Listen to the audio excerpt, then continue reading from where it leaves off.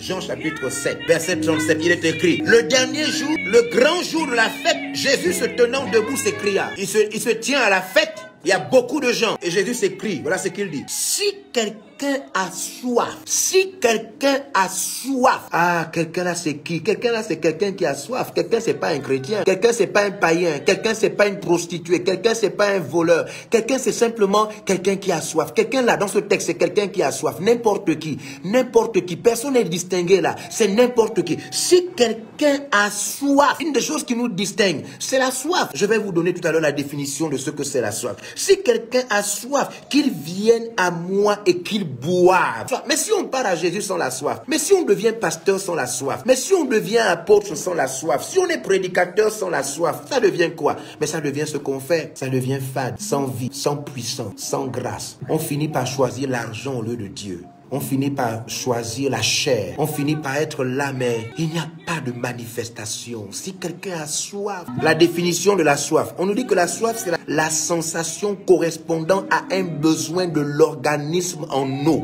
Donc, quand il s'agit de soif, c'est que vous sentez à l'intérieur de vous, votre organisme a besoin d'eau. Et la soif peut être intérieure comme extérieure. Par exemple, quand vous sentez un besoin de prendre une douche, c'est votre corps, vous comprenez? Ce sont vos pores qui ressentent un besoin d'eau. Votre organisme ressent le besoin d'eau. Donc, quand on parle de soif, c'est une sensation, on ressent ça. La soif de l'esprit. Voyez-vous, la soif est une chose. Regardez la soif. On nous dit désir passionné et patient. La soif, c'est un désir passionné et patient. Donc, quand tu es dans la soif, tu es dans un état d'attente. Tu attends, tu sens que tu dois. Voyez-vous, quand tu veux boire de l'eau, tu sens que tu attends quelque chose. C'est de l'eau que tu veux. Et la soif, c'est ça.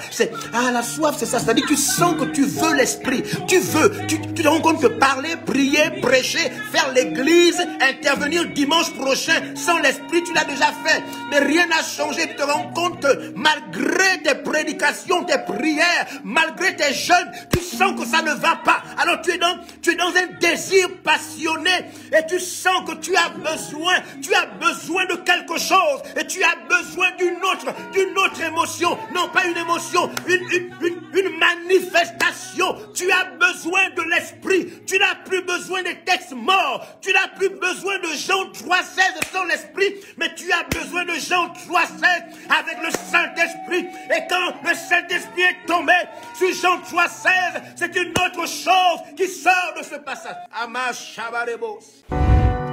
Vous pouvez retrouver l'intégralité de ce message sur la page Facebook et la chaîne YouTube de l'apôtre évangéliste Georges Olivier Passabois.